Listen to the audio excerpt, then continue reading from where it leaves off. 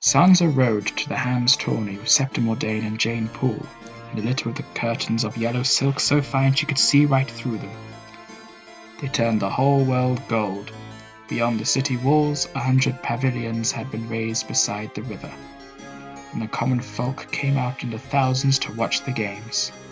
The splendor of it all took Sansa's breath away. The shining armor, the great chargers caparisoned in silver and gold, the shouts of the crowd, the banners snapping in the wind, and the knights themselves, the knights most of all. "It is better than the songs," she whispered when they found the place that her father promised her, among the high lords and ladies. Sansa was dressed beautifully that day, in a green gown that she brought out the auburn of her hair, and she knew they were looking at her and smiling.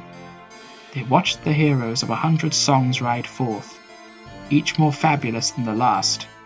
The 7 knights of the King's Guard took the field, all but Jaime Lannister, in scaled armor the color of milk, their cloaks as white as fresh fallen snow. Sir Jaime wore the white cloak as well, but beneath it he was shining gold from head to foot, with a lion's helm and a golden sword. Sir Gregor Clegane, the mountain that rides, thundered past him like an avalanche.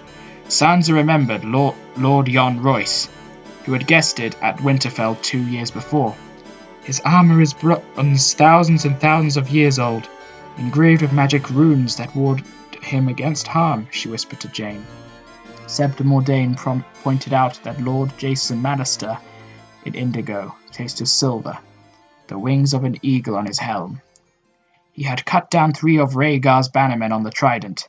The girls giggled over the warrior priest Thoros of Myr, with his flapping red robes and shaven head, until the scepter told them that he had once scaled the walls of Pike with a flaming sword in hand. Other riders Sansa did not know, hedge knights from the Fingers and Highgarden and the Mountains of Dawn, unsung free riders and new-made squires, the younger sons of high lords and the heirs of lesser houses. Younger men. Most had done no great deeds as yet, but Sansa and Jane agreed on that one day that the 7 kingdoms would resound to the sound of their names. Sir Balon Swong, Lord Bryce Caron of the Marshes, Bronzion's heir, Sir Andor Royce, and his younger brother Sir Robar. Their silvered steel plate filigreed in bronze with the same ancient runes that had warded their father. The twins, Sir Horace and Sir Hobler, whose shields displayed the grape cluster sigil of the red wines, burgundy on blue, Patrick Mannister, Lord Jason of the Red Winds, burgundy on blue, Patrick Mannister, Lord Jason's son, 6 Freys of the Crossing, Sir Jared, Sir Hostine, Sir Danwell, Sir Emo, Sir Theo, Sir Perwyn, sons and grandsons of old Lord Walder Frey, and his bastard son, Martin Rivers as well. Jane Poole confessed herself frightened by the look of Jalabahar Zoe, an exiled prince from the Summer Isles who wore a cape of green and scarlet feathers over skin as dark as night. When she saw young Lord Beric Dondarrion, with his hair like red gold and his black shield slashed by lightning, she pronounced herself willing to marry him on the instant. The Hound entered the lists as well, and so too the king's brother, handsome Lord Renly of Storm's End. Jory, Alyn, and Harwin rode for Winterfell in the north. "Jory looks a beggar among these others," Septa Mordane sniffed when he appeared. Sansa could only agree.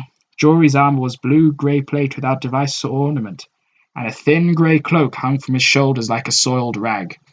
Yet he acquitted himself well, unhorsing Horace Redwine in his first joust, and one of the Freys in his second. In his third match, he rode 3 passes at a free rider named Lothor Brune, whose armor was as drab as his own. Neither man lost his seat, but Brune's lance was steadier and his blows better placed, and the king gave him the victory. Alyn and Harwin fared less well. Harwin was unhorsed in his first tilt by Sir Meryn of the King's Guard, while Alyn fell to Sir Balon Swan. The jousting went all day and into the dusk, the hooves of the great war horses pounding down the lists until the field was a ragged wasteland of torn earth. A dozen times Jane and Sansa cried out in unison as riders crashed together, lances exploding into splinters whilst the commons screamed before their favourites. Jane covered her eyes whenever a man fell, like a frightened little girl. But Sansa was made of sterner stuff, A great lady knew how to behave at tournaments. Even Septim Mordain noticed her composure and nodded in approval. The Kingslayer rode brilliantly. He overthrew Sir Andar Royce and the Marcher Lord Bryce Carron as easily as he were riding at rings, and then took a hard-fought match from white-haired Barristan Selmy, who had won his first 2 tilts against men 30 and 40 years his junior. Sandor Clegane and his immense brother Sir Gregor the Mountain seemed unstoppable as well, riding down one foe after the next in ferocious style. The most terrifying moment of the day came during Sir Gregor's second joust, when his lance rode up and struck a young knight from the Vale under the gorge with such force that it drove through his throat, killing him instantly. The youth fell not 10 feet from where Sansa was seated. The point of Sir Gregor's lance snapped off in his neck, and his life's blood flowed out in slow pulses, each weaker than the one before. His armor was a shiny new. A bright streak of fire ran down his outstretched arm, as the steel caught the light. Then the sun went behind a cloud, and it was gone. His cloak was blue, the colour of the sky on a clear summer's day, trimmed with a border of crescent moons, but as his blood seeped into it, the cloth darkened, and the moons turned red, one by one. Jane Poole wept so hysterically as Septim Mordain finally took her off to regain her composure, but Sansa sat with her hands folded in her lap, watching with a strange fascination. She had never seen a man die before. She ought to be crying too, she thought, but the tears would not come. Perhaps she had used up all her tears for Lady Anne Bran. It would be difficult if it had been Jory or Sir Roderick or father, she told herself. The young knight in the blue cloak was nothing to her. Some stranger from the Vale of Arryn, whose name she had forgotten as soon as she heard it. And now the world would forget his name too, Sansa realized. There would be no song sung for him. That was sad. After they carried off the body, a boy with a spade ran onto the field and shoveled dirt over the spot where he had fallen to cover up the blood. Then the joust resumed. Sir Balon Swan also fell to Gregor, and Lord Renly to the Hound. Renly was unhorsed so violently that he seemed to fly backward off his charger, legs in the air. His head hit the ground with an audible crack that made the crowd gasp. But it was just the golden antler on his helm. One of the tines had snapped off behind him. When Lord Renly climbed to his feet, the commons cheered wildly, for King Robert's handsome young brother was a great favourite. He handed the broken tine to his conqueror with a gracious bow. The hound snorted and tossed the broken antler into the crowd, where the commons began to punch and claw over the little bit of gold, until Lord Renly walked out among them and restored the peace. By then Septim Mordain had returned, alone. Jane had been feeling ill, she explained. She had helped her back to the castle. Sansa had almost forgotten about Jane.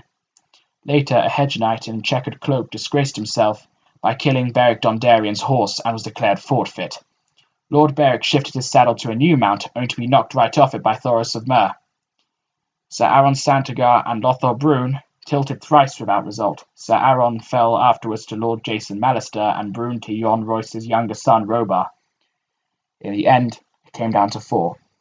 The Hound and his monstrous brother Gregor, Jaime Lannister the Kingslayer, and Sir Loras Tyrell, the youth they called the Knight of Flowers.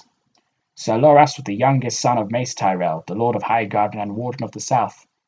At 16, he was the youngest rider on the field, yet he had unhorsed 3 knights of the Kingsguard that morning in his first 3 jousts. Sansa had never seen anyone so beautiful. His plate was intricately fashioned and enamelled as a banquet of 1,000 different flowers, and his snow-white stallion was draped in a blanket of red and white roses. After each victory, Sir Loras would remove his helm and ride slowly round the fence, and finally pluck a single white rose from the blanket and toss it to some fair maiden in the crowd. His last match of the day was against the younger Royce. Sir Robar's ancestral runes proved small protection as Sir Loras split his shield and drove him from the saddle to crash with an awful clangor in the dirt. Robar lay moaning as the victor made his circuit of the field. Finally, they called for a litter and carried him off to his tent. Dazed and unmoving, Sansa never saw it. Her eyes were only for Sir Loras. When the white horse stopped in front of her, she thought her heart would burst. To the other maidens he had given white roses, but one he plucked for her was red. "Sweet lady," he said, No victory is half so beautiful as you." Sansa took the flower timidly, struck dumb by his gallantry. His hair was a mass of lazy brown curls, his eyes like liquid gold. She inhaled the sweet fragrance of the rose and sat clutching it long after Sir Loras had ridden off. When Sansa finally looked up, a man was standing over her, staring. He was short, with a pointed beard and a silver streak in his hair, almost as old as her father.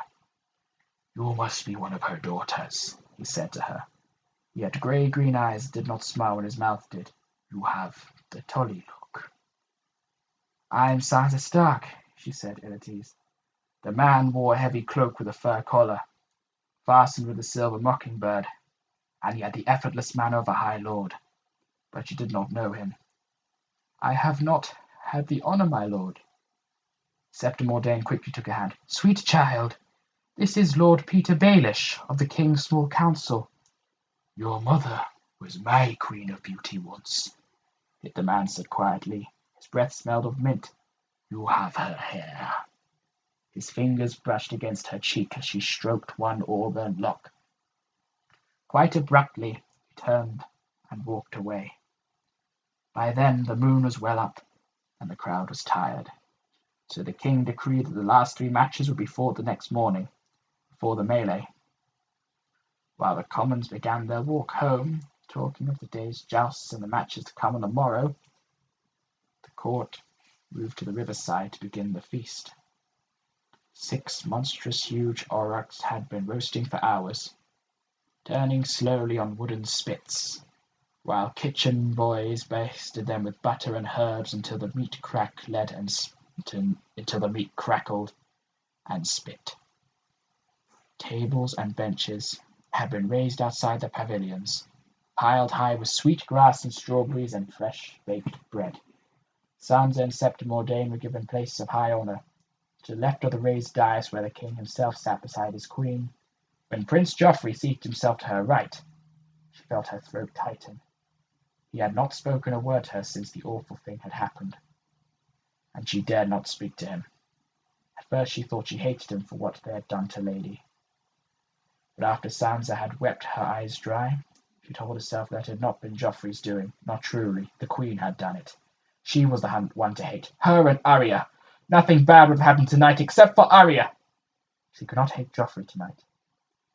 He was too beautiful to hate. He wore a deep doublet studded with a double row of golden lions' heads, and around his brow a slim coronet made of gold and sapphires. His hair was as bright as the metal. Sansa looked at him and trembled, afraid that he might ignore her, or worse, turn hateful again and send her weeping from the table. Instead, Joffrey smiled and kissed her hand, handsome as gowned as any prince in the songs, and said, "Sir Loras has a keen eye for beauty, sweet lady." "He was too kind," she demurred, trying to remain modest and calm, though her heart was singing. Sir Loras is a true knight. Do you think he will win tomorrow, my lord?" "No," Joffrey said. "My dog will do for him, or perhaps my Uncle Jaime. And in a few years, when I am old enough to enter the lists, I shall do it for them all." He raised his hand to summon a servant with a flagon of iced summer wine and poured her a cup. She looked anxiously at Septim Ordain until Joffrey leaned over and filled the scepter's cup as well. So she nodded and thanked him graciously and said not another word. The servants kept the cups filled all night. Yet afterwards Sansa could not recall ever tasting the wine. She needed no wine. She was drunk on the magic of the night, giddy with glamour, swept away by beauty she had dreamt of all her life, and never dared hope to know. Singers sat before the king's pavilion, filling the dusk with music. A juggler kept a cascade of burning clubs spinning through the air. The king's own fool, the pie-faced simpleton called Moon Boy, danced about on the stilts, all in motley, making mock of everyone, with such deft cruelty that Sansa wondered if he was simple after all. Even Septim Ordain was helpless before him when he sang his little song about the High Septon. She laughed so hard she spilled wine on herself. And Joffrey was the soul of courtesy.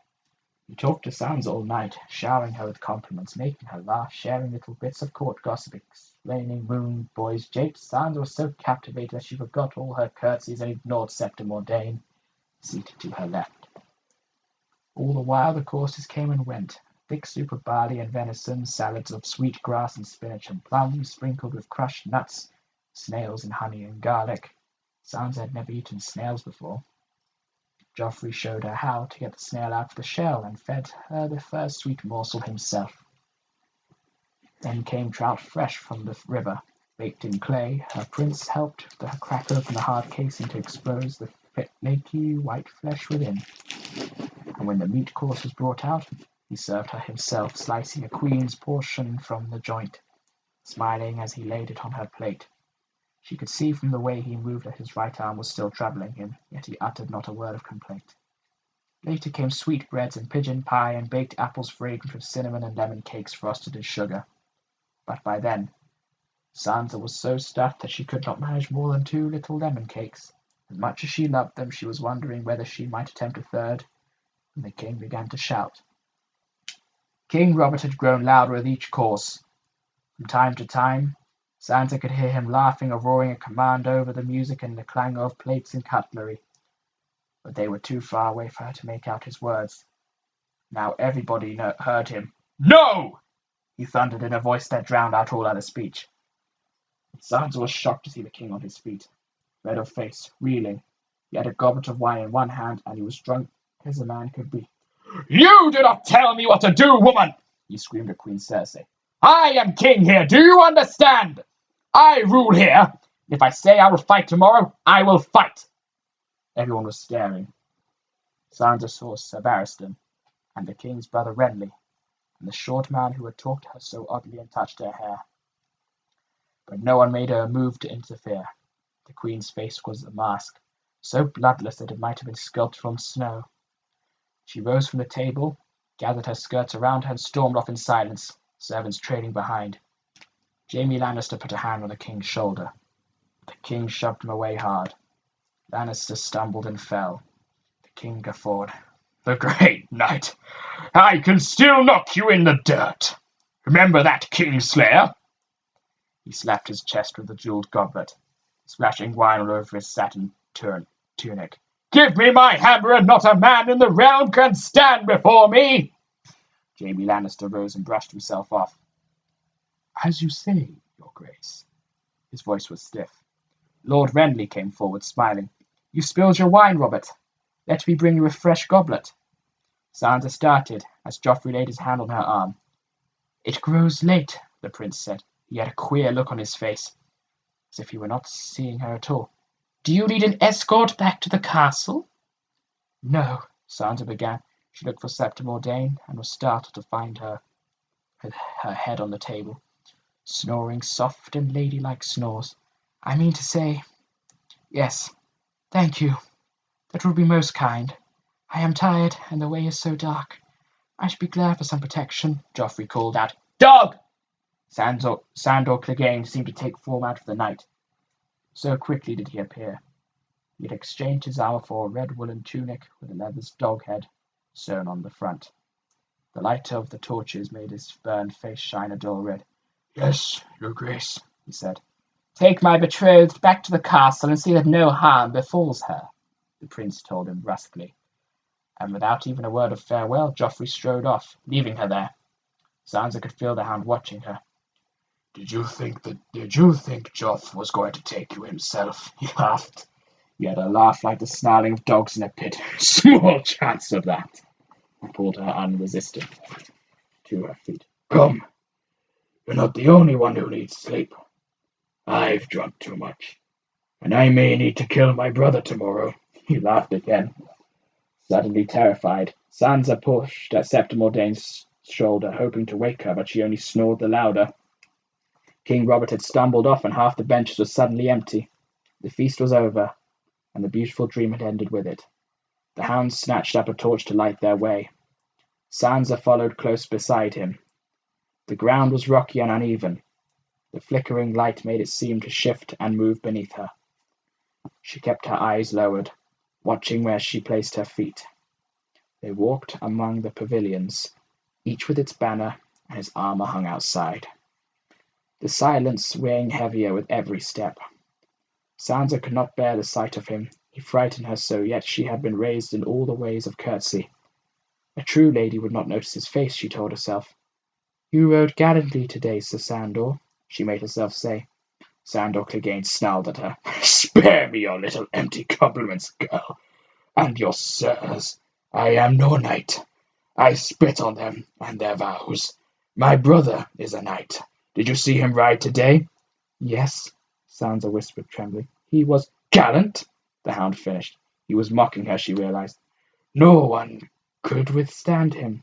She managed at least, proud of herself. It was no lie. Sandor Clegane stopped suddenly in the middle of a dark and empty field.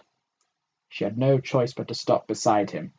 Some scepter trained you as well. You're like one of those birds from the summer isles, aren't you?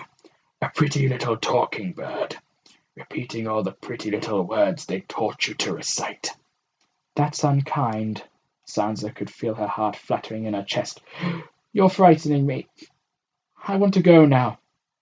No one could withstand him, the hound rasped. That's truth enough. No one could ever withstand Gregor. That boy today, his second joust, oh, that was a pretty bit of business. You saw that, did you? Full boy. He had no business riding in this company. No money, no squire, no one to help him with his armor. That gorget wasn't fastened proper. You think Gregor didn't notice that? You think Sir Gregor's lance rode up by chance, do you? Pretty little talking girl. You believe that. You're empty-headed as a bird for true. Gregor's lance goes where Gregor wants it to go. Look at me! Look at me! Sandor Clegane put a huge hand under her chin and forced her face up. He squatted in front of her and moved the torch close. There's a pretty for you. Take a good long stare. You know you want to. I've watched you turning away all the way down the King's Road. Piss on that. Take your look. His fingers held her jaw as hard as an iron trap. His eyes watched hers, drunken eyes, sullen with anger. She had to look. The right side of his face was gaunt with sharp cheekbones and a grey eye beneath the heavy brow. His nose was large and hooked, his hair thin, dark. He wore it long and brushed it sideways because no hair grew on the other side of that face. The left side of his face was a ruin. His ear had been burned away. There was nothing left but a hole. His eye was still good, but all around it was a twisted mass of scar, slick black flesh hard as leather, pocked with craters and fissured by deep cracks that gleamed red and wet when he moved. Down by his jaw you could see a hint of bone where the flesh had been seared away. Sansa began to cry. He let her go then, and snuffed out the torch on the dirt. No pretty words for that girl. No little compliment the sceptre taught you. When there was no answer, he continued. Most of them. They think it was some battle, a siege, burning tower, an enemy with a torch. One fool asked if it was dragon's breath. His laugh was softer this time, but just as bitter. I'll tell you what it was, girl, he said, a voice from the night shadow leaning so close now that he could smell the sour stench of wine on his breath. I was younger than you, 6, maybe 7. A woodcarver set up shop in the village under my father's keep. And asked to buy favor, he sent us gifts. The old man made marvelous toys. I don't remember what I got, but it was Gregor's gift I wanted. A wooden knight, all painted up, every joint pegged separate and fixed with strings, so you could make him fight. Gregor is 5 years older than me. The toy was nothing to him. He was already a squire, near 6 foot tall and muscled like an ox. So I took his knight, but there was no joy to it, I tell you. I was scared all the while, and true enough, he found me. There was a brazier in the room. Gregor never said a word, just picked me up under his arm and shoved the side of my face in the burning coals and held me there while I screamed and screamed. You saw how strong he is. Even then, it took 3 grown men to drag him off me. The Septons preach about the 7 hells. What do they know? Only a man who's been burned knows what hell is truly like. My father told everyone my bedding had caught fire, and our maester gave me ointments. Ointments! Gregor got his ointments too. 4 years later, they anointed him with the 7 oils, and he recited his knightly vows. And Rhaegar Targaryen tapped him on the shoulder and said, "Arise, Sir Gregor." The rasping voice trailed off. He squatted silently before her, a hulking black shape shrouded in the night, hidden from her eyes. Sansa could hear his ragged breathing. She was sad for him, she realized. Somehow the fear had gone away. The silence went on and on, so long that she began to grow afraid once more. She was afraid for him now, not for herself. She found his massive shoulder with her hand. "He was no true knight," she whispered to him. The hound threw back his head and roared. Sansa stumbled back away from him, but he caught her arm. "No!" he growled at her. "No!" he growled at her. "No, little bird. He was no true knight." The rest of the way to the city, Sandor Clegane said not a word. He led her to where the carts were waiting, told the driver to take them back to the Red Keep, and climbed in after her. They rode in silence through the King's Gate and up torchlit city streets.